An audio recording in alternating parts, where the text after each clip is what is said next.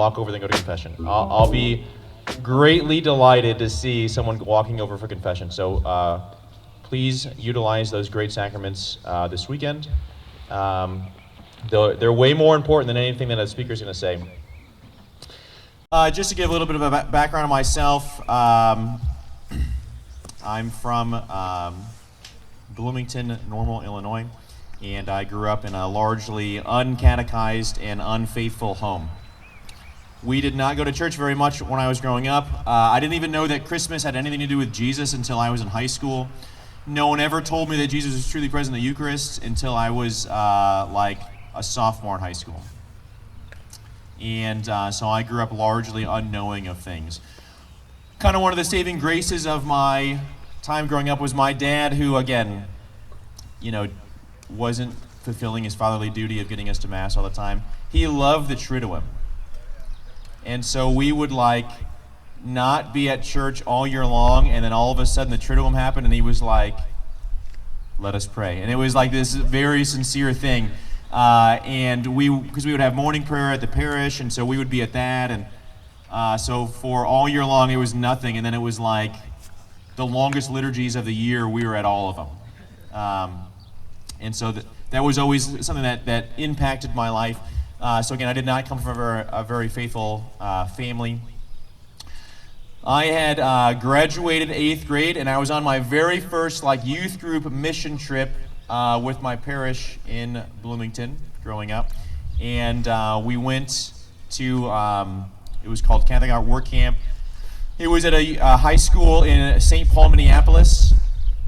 And at that point, every priest that I had ever interacted with was 50 years old, bald, and fat. That was just every one of them. And my experience of this retreat was exactly the same. It was this guy met that perfectly. He was not a very intriguing guy to listen to. He didn't say necessarily the most reverent Mass. But one of the days while I was on this trip, another young man who was on the trip who was more confident in his faith than I was, he said, "Hey, do you want to go to Mass with me?" It was a Wednesday.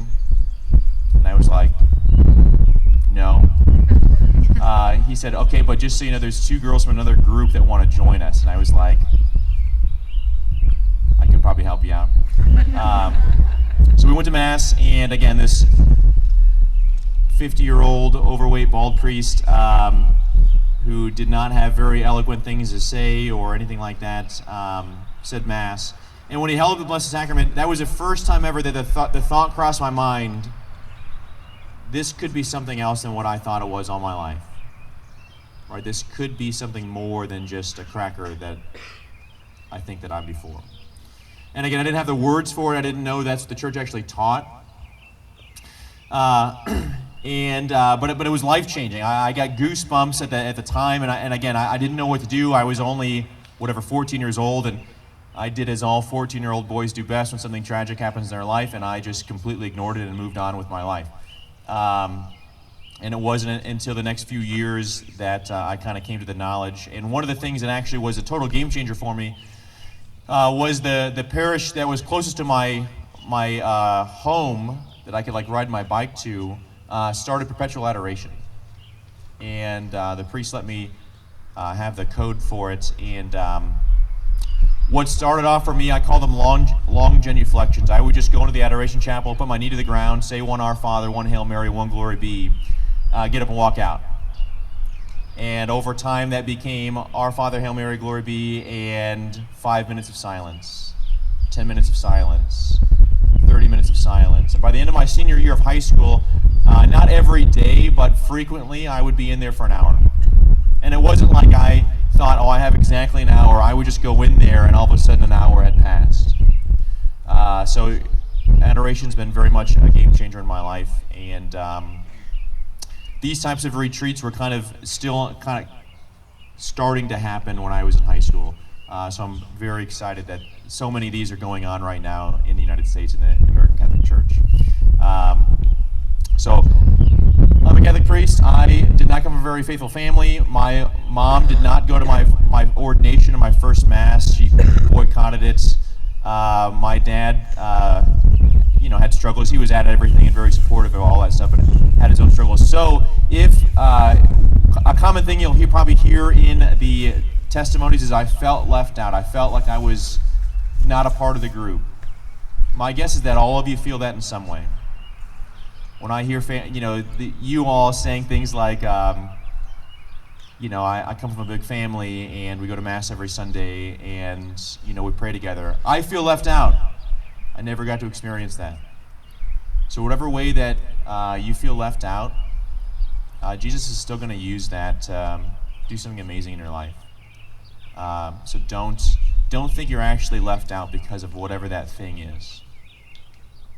One of the sadnesses that I realized growing up was that probably the reason why no one ever told me that Jesus was truly present in the Eucharist was because people struggled to explain it themselves.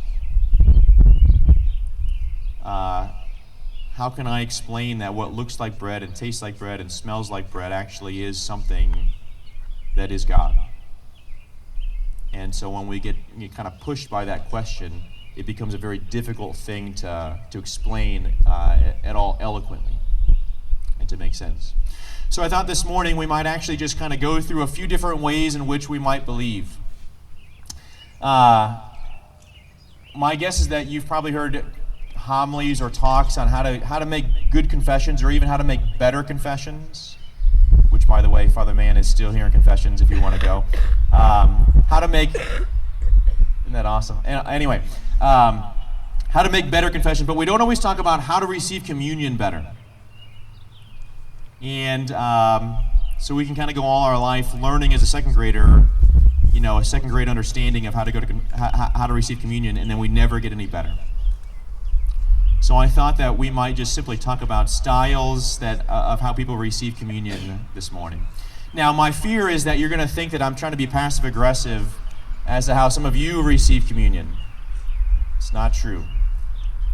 I'm trying to be actively aggressive, okay? If you think I'm talking about you, I am. So what are the two common ways, the two ways the church allows for people to receive communion? Very good. On the hand and on the tongue. So we'll talk about a few ways that people receive communion on their hands. The first one I like to describe, and there's a sweet little girl at my parish. She's got Down syndrome, and she's like overwhelmed with joy every time she gets to come up for communion. But she stands like 4 feet back. And I have to walk up to her. But because she's so overwhelmed with joy, it doesn't bother me. But I'm like, Mom and Dad, you could just push her up just a little bit more, So this is stand too far back, and then you have to have this awkward walk up, and then the priest is kind of stuck there. So make sure you get close enough to receive communion. The second one is on a slant. Hey, can you come hand me your watch right there? You with the NCYC shirt on, can you come up here? Just put it right in my hand. Just go ahead, put it right in my hand. Just place it in my hand so I can grab it. Just put it on. Okay, go sit down. If my hand's not flat, I can't put anything in your hand. If your hand's not totally flat, I can't put the Eucharist in your hand. And it's going to be really awkward when you start to shake because you're about to lose the host. The other one, and you're gonna think that I'm making this up. This is a true story of a young woman that would receive communion at my very first assignment. I called it the dramatic reception of Holy Communion, and it was something like this.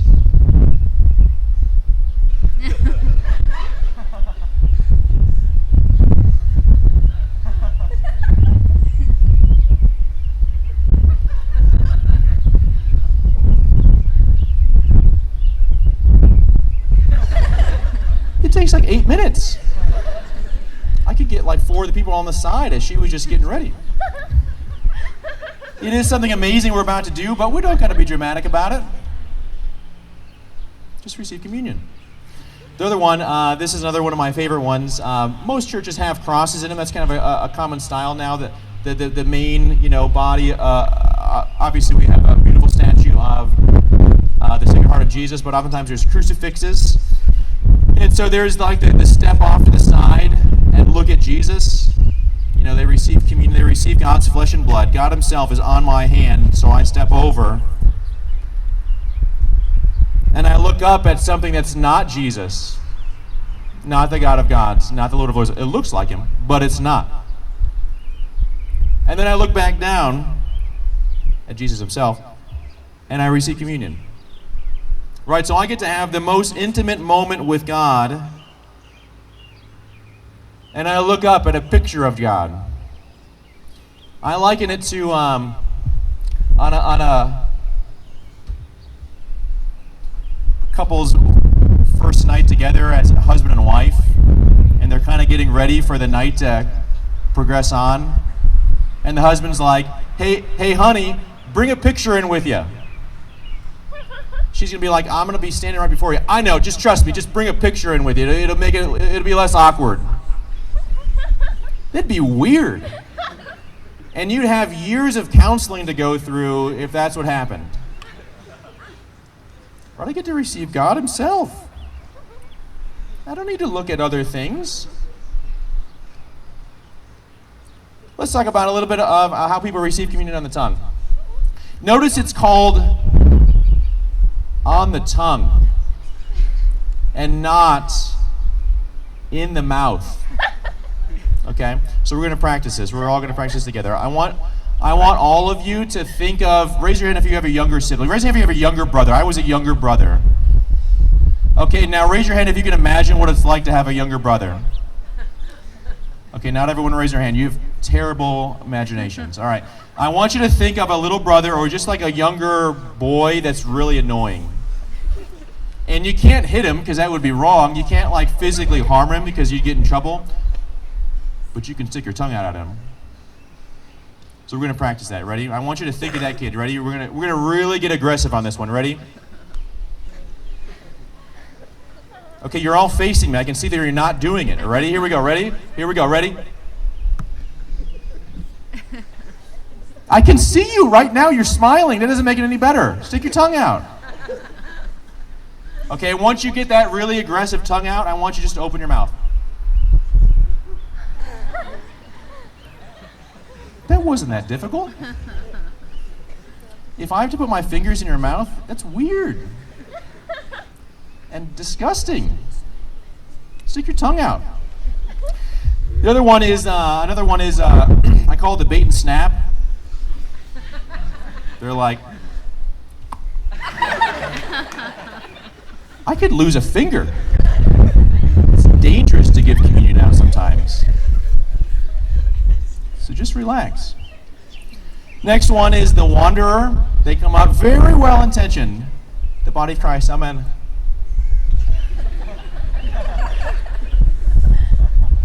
Just stand there.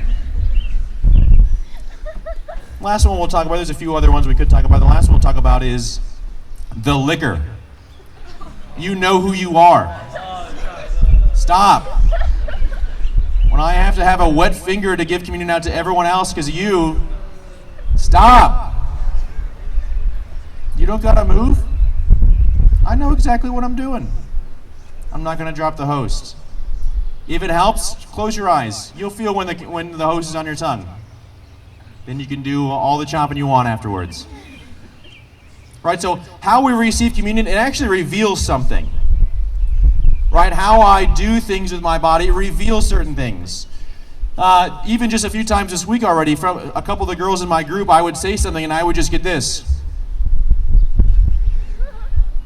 I didn't exactly know what she was thinking, but I knew that I was in trouble. Okay?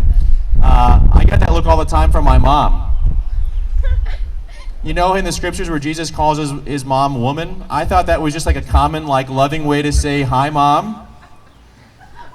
And so I'd walk in from school, I'm like, hey, woman. And she would, she wouldn't actually turn her body, but somehow her head would turn all the way around like it was an Exorcist movie, and just, sorry, woman. You know that look that girls just all say, every look is different, but every guy is like, I can't tell the difference. Right, when you give that look with your body, you're not saying anything. I mean, you are, but you're not. You're doing something with your body. Right, I drove here with Father Meyer this morning, and he drives kind of sporadically. It's kind of dangerous, actually.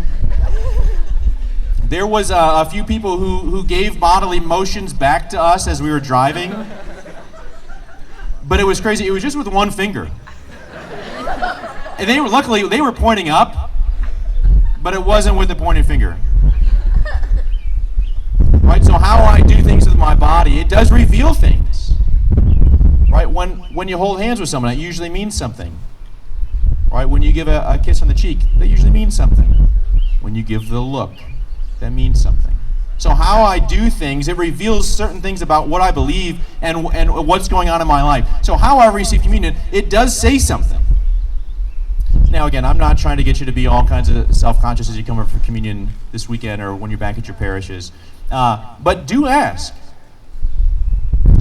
If someone were to not know what's going on and they were to show up, would they think that something amazing has happened? Would they think that I'm bonding with my God?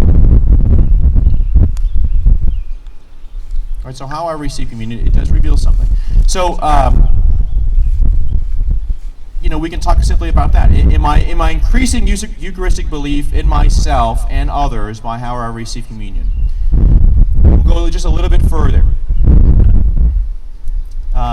Again, as lifelong Catholics, some of us, we kind of just do certain things, and we don't really think much more about it. Raise your hand if you've ever finished watching a movie and you walked out of the movie theater aisle and you stopped and turned towards the screen and gave start of a genuflection, then you were like,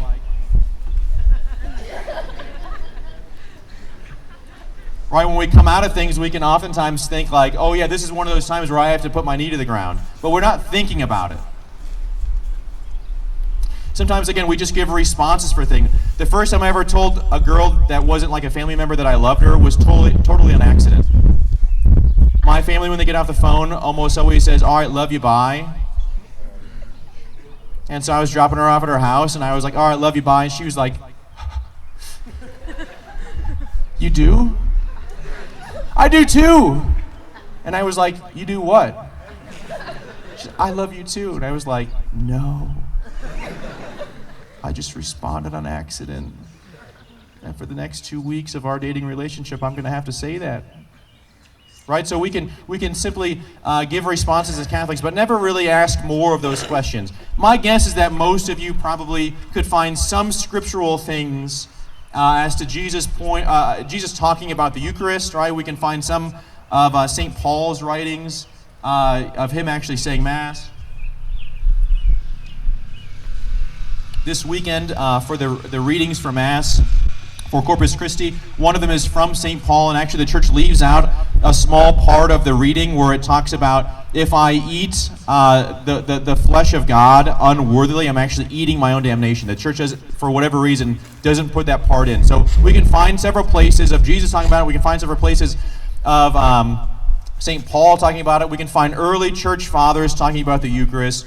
We can find things in the Old Testament that are obviously pointing towards the Eucharist. I invite you that if you don't have something ready to go off the top of your head when whoever asks, whether it's Catholic or a Protestant or an atheist, to be ready with something to respond. It doesn't have to be this long, drawn-out theological thing. My favorite gospel passage is from the 24th chapter of Luke's gospel, when the two disciples are walking to Emmaus 7 miles away from Jerusalem, and Jesus kind of just comes and stands with them, and they don't recognize who he is. He is just resurrected. So these two are walking away from Jerusalem, their backs to the cross, and they're kind of downtrodden. They thought that they had found the Messiah, and then he died. So they're really kind of heartbroken by this. And Jesus shows up, greets them. He ends up talking about the scriptures with them, kind of giving them a correction. Then they sit down at table, and he takes bread, says blessing, breaks it, and he gives it to them. And it's at that action that they realize who it is, and he vanishes from their sight, which doesn't mean that he leaves them, but they no longer see him physically. But that's always been an impactful gospel for me.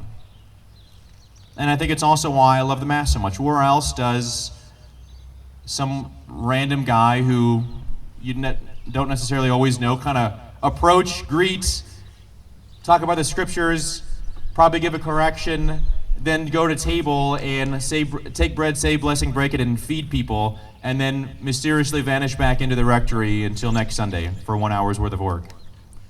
But it happens every Sunday. But it was once I realized what that gospel was about, it was a very impactful gospel for me.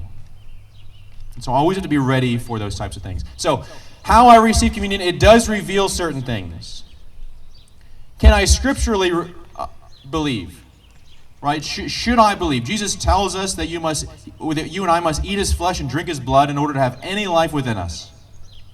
For if we want to go to heaven, we must eat God's flesh and drink his blood. Right? So I should have scripturally an understanding as to why we might believe this.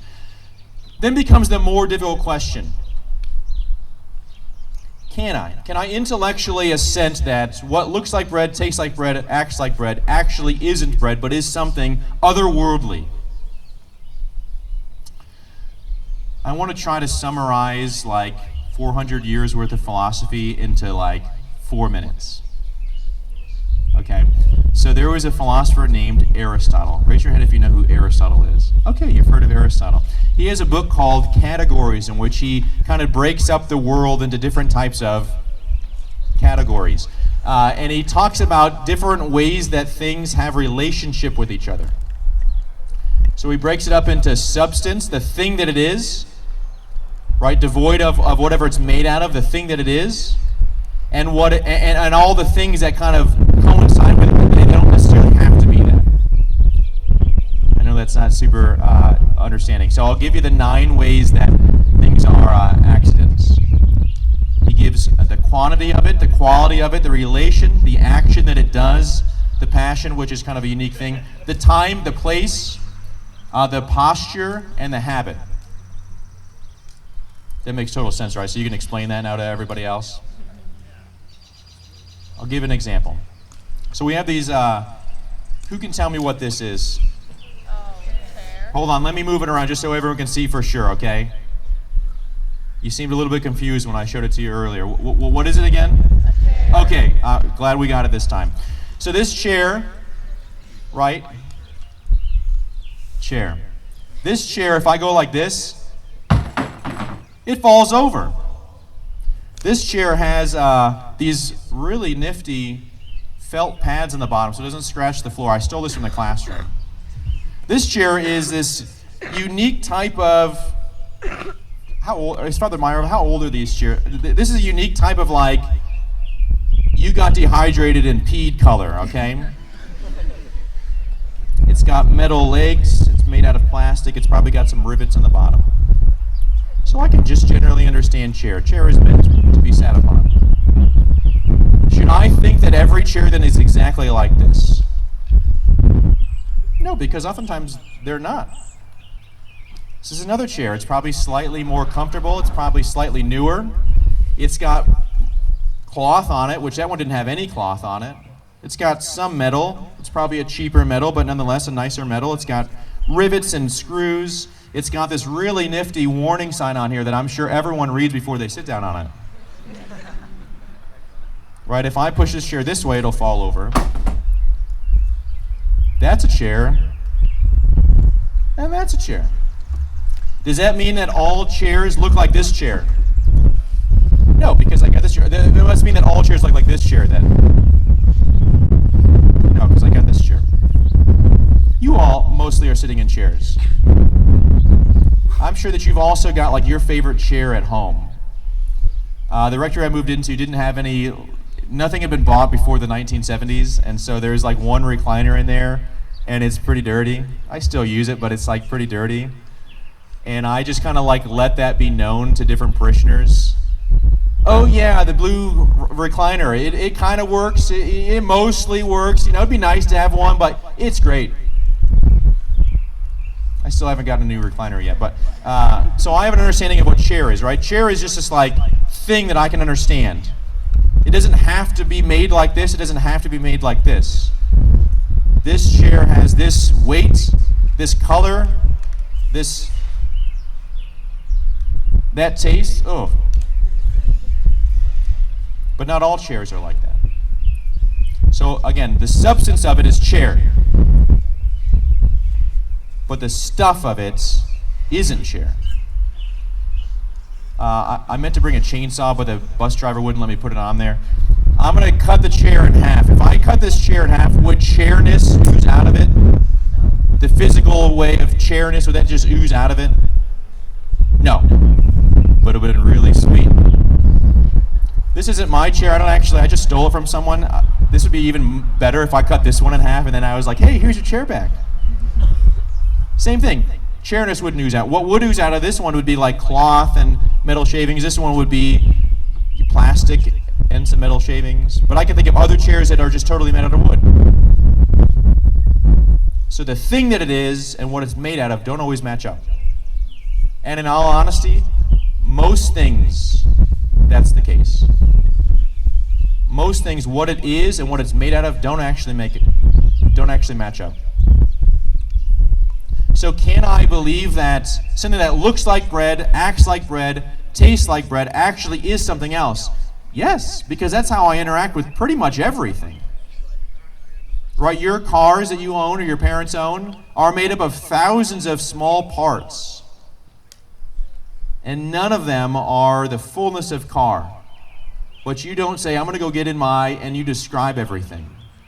You just say car, because it would take forever to do otherwise.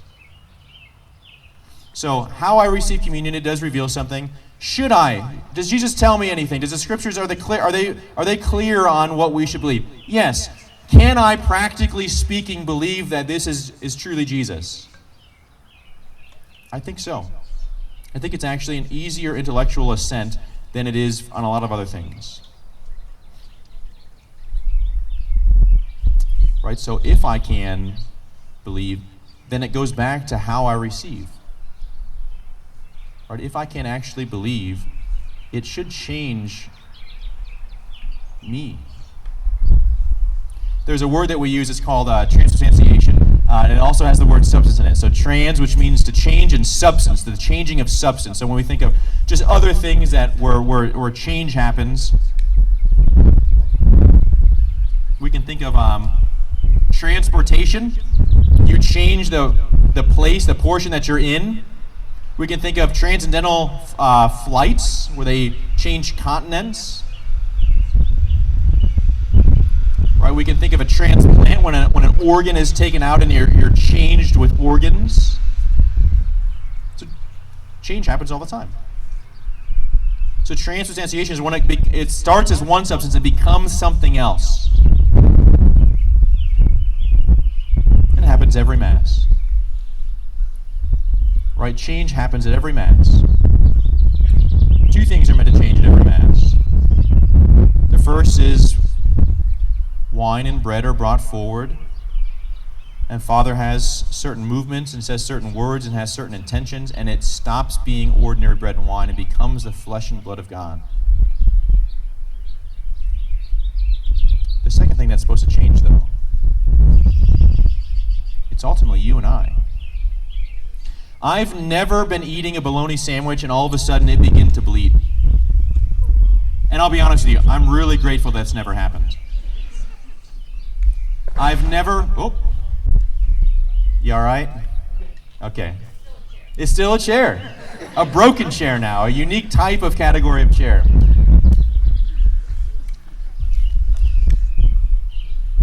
So I've never been eating, my mom used to make banana bread all the time. I've never been eating banana bread and all of a sudden it began to pulsate like it's a beating heart. Again, very grateful for that. But at Mass, we say that what is bread stops being bread and becomes something else.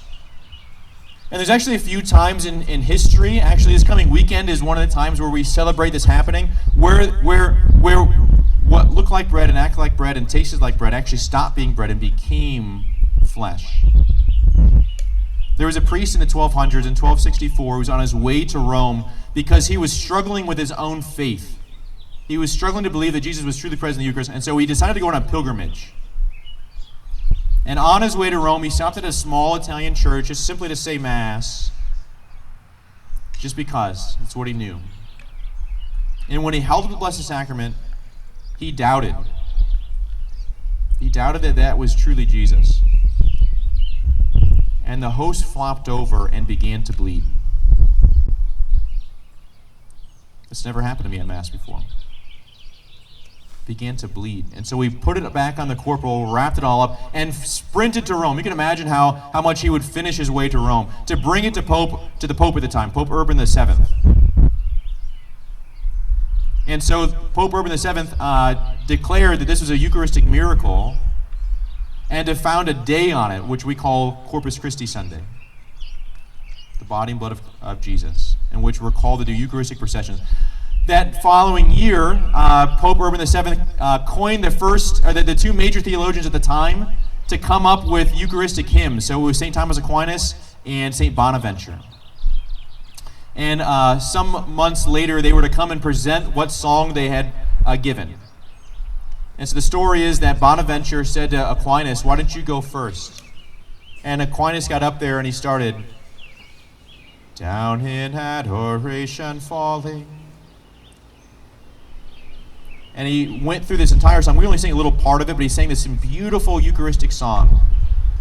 And Bonaventure ripped up his notes and he said, "Your Holy Father, only one of us can prepare today."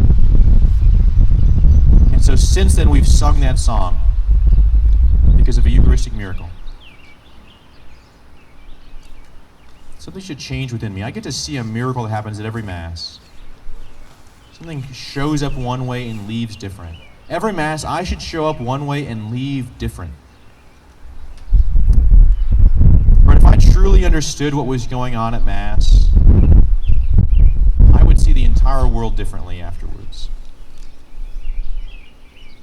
Right? If I could truly understand what was going on, if we could truly understand what was going on, you and I, we would crawl across broken glass for miles just for a glimpse.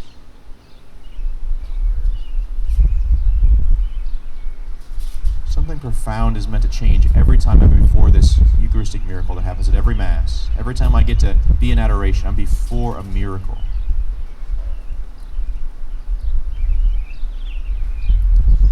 Don't leave unchanged. One of the things that can happen on retreats like this, or conferences like this, is that we come one way, we recognize our own brokenness, our own hurts, our own insecurities, our own all those things. And we have a really amazing time, and then we just kind of go back to life on Sunday evening when we get back. We go back to whatever we knew on Monday morning. And it's really sad. Most students, most kids your age are not getting to experience something like this summer. They're too busy with sports, too busy with family things, they don't have faith, whatever it might be. But you do. And the true sadness of the retreat comes on Monday morning, when things aren't different in your life. I encourage you, as Jesus is going to try to convict your heart this weekend, what is even just simply one thing that's going to be different about me on Monday? I might have to act with it. What's going to be simply one thing that's different on Monday? If I'm really bold, what are two things? Right? How does someone who got to experience a miracle wake up on Monday morning? How does that person interact with their family? When mom begins to nag you about whatever that thing is, that you didn't do the dishes or the laundry or crush the cans or whatever, someone who got to experience a miracle, how do they respond? Jesus for sure is going to change one thing this weekend. He's going to change ordinary bread and wine in the flesh and blood of God. But he wants to change two things.